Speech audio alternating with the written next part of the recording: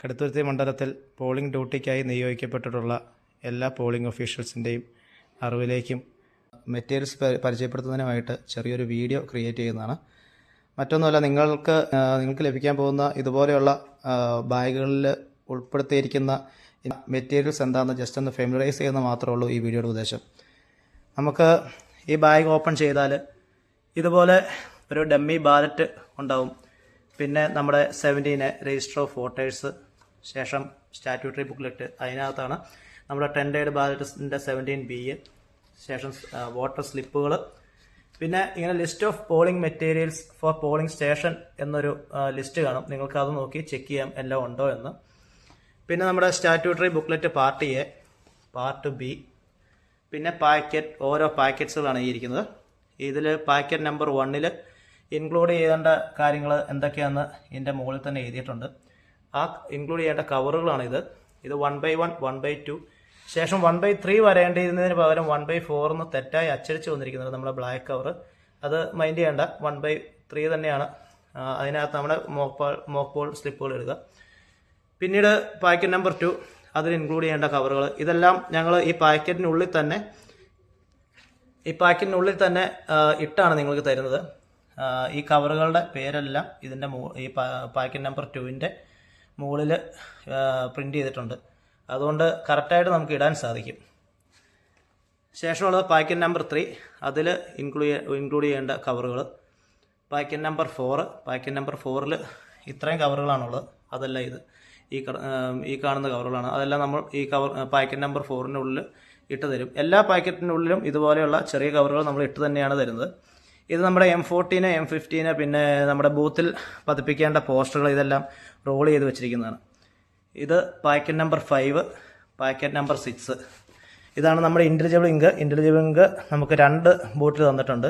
Mock Paul seal, പേന 3 blue, 1 red, 1 silver, 1 pencil. Silver പേന എന്തിനാണെന്ന് വെച്ചാൽ നമ്മുടെ ബ്ലാക്ക് കവറിൽ എഴുതുന്നതിന് വേണ്ടിയിട്ടാണ്.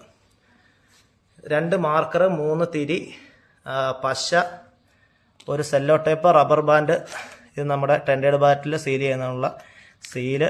ഈ കപ്പിനുള്ളിൽ ഒരു ബ്ലേഡ് കാണും, മുട്ടുസൂചിയുണ്ട്. ഇത് പേപ്പർ, നമ്മുടെ വോട്ടർ സ്ലിപ്പ് കീറുന്നതിനുള്ള ബ്ലേഡ്. നമുക്ക് വാക്സ് ചെയ്യാനുള്ള സീല്, വാക്സ്, ടോയിൽ നൂല്. ഇത് നമ്മുടെ പോസ്റ്ററുകളൊക്കെ ഉറപ്പിക്കുന്നതിനൊക്കെ ആയിട്ടും ഒക്കെയുള്ള സൂചി, ആണി, തീപ്പെട്ടി, സ്റ്റാമ്പാഡ്, 8 A4 പേപ്പർ. ഇത് ID കാർഡ് ഇടുന്നതിനുള്ള ടാഗും കാര്യങ്ങളും, കോട്ടൺ. പിന്നെ മോക്ക് പോൾ ചെയ്യേണ്ട പ്രൊസീജിയേഴ്സ് വിവരിച്ചുകൊണ്ടുള്ള ഒരു ബുക്ക്ലെറ്റ്, ട്രബിൾ ഷൂട്ടിങ്, EVൻ്റെ, VPൻ്റെ, പിന്നെ പ്രിസൈഡിംഗ് ഓഫീസർക്കുള്ള ഒരു ബ്രോഷർ. ഇത് നമ്മുടെ ടേബിളിൽ presiding officer, first polling officer എന്ന് വ്യക്തമാക്കുന്ന രീതിയിലുള്ള സൈനേജ്. എൻട്രി എക്സിറ്റ് സൈനേജുകളും ഇതിനുള്ളിൽ തന്നെ ഉണ്ട്. അത് നമുക്കവിടെ സ്റ്റിക്കർ മാറ്റി നമുക്ക് പതിപ്പിക്കാവുന്നതാണ്. പിന്നെ ഇത് കൂടാണ്ടുള്ള special tag, green paper seal, പിന്നെ പിങ്ക് പേപ്പർ സീല് എന്നിവ, പിന്നെ ഡിസ്റ്റിങ്വിഷിംഗ് സീല് ഇത്രയും ഒരു കവറിലിട്ട് നമുക്ക് കൗണ്ടറിൽ നിന്ന് തന്നെ തരുന്നതായിരിക്കും. അത് ഒപ്പിട്ട് റിസീവ് ചെയ്യുക. പിന്നെ ഇതിൽ ഇൻക്ലൂഡ് ചെയ്യാത്തത് ബ്രെയിലി ബാലറ്റ് ഉണ്ട്. നമുക്ക് നിലവിൽ ലഭ്യമായിട്ടില്ല. അതും കൂടെ ഈ പാക്കറ്റിനുള്ളിൽ നമ്മൾ ഇട്ട് തരും. പിന്നെ സാധാരണ ഇല്ലാത്തതും എന്നാൽ ഈ തവണ മുതലുള്ളതുമാണ് മൊബൈൽ ഫോൺ. ഒരു ബാഗ്, 10 മൊബൈൽ ഫോൺ ഇൻക്ലൂഡ് ചെയ്യാൻ സാധിക്കുന്ന ഒരു ബാഗാണ് ഇത്. BLOയ്ക്ക് അവിടെ പോലീസ് സ്റ്റേഷനിൽ വരുമ്പം BLOയ്ക്ക് നൽകിയാൽ മതി. BLO ആണ് മൊബൈൽ കസ്റ്റഡി സൂക്ഷിക്കേണ്ടത്. പിന്നെ അഡ്രസ് ടാഗും നിലവിൽ നമുക്ക് ലഭ്യമായിട്ടില്ല. അതും നിങ്ങളുടെ ബാഗുകളിൽ ഇട്ട് നൽകുന്നതായിരിക്കും. പിന്നെ ഇതിന് ഈ ആണിക്ക് മറ്റൊരു ഉപയോഗം കൂടെ ഉണ്ട്. നമ്മുടെ കമ്പാർട്ട്മെൻറ്റ് ടേബിളിൽ ഉറപ്പിച്ച് നിർത്തുന്നതിനും കൂടി ഉപയോഗിക്കാം. പിന്നെ ശ്രദ്ധിക്കേണ്ട ഒരു കാര്യം, നല്ല പോളിഷ്ഡുള്ള മേശയിലൊക്കെയാണെങ്കിൽ നമ്മൾ ഈ ആണി വളരെ അധികം അടിച്ച് കയറ്റിയാൽ നമുക്ക് ഊരിയെടുക്കാൻ പാട് വരും. അപ്പോൾ അത് ഉറപ്പിച്ച് നിർത്തുക എന്ന് മാത്രമേ ഉദ്ദേശമുള്ളൂ. അതിലപ്പുറത്തേക്ക് നമുക്ക് സെല്ലോ ടേപ്പ് കൊണ്ടും നമുക്ക് ഇത് ഉറപ്പിച്ച് കമ്പാർട്ട്മെൻറ്റ് ഒരു സപ്പോർട്ട് നൽകാൻ സാധിക്കുന്നതാണ്.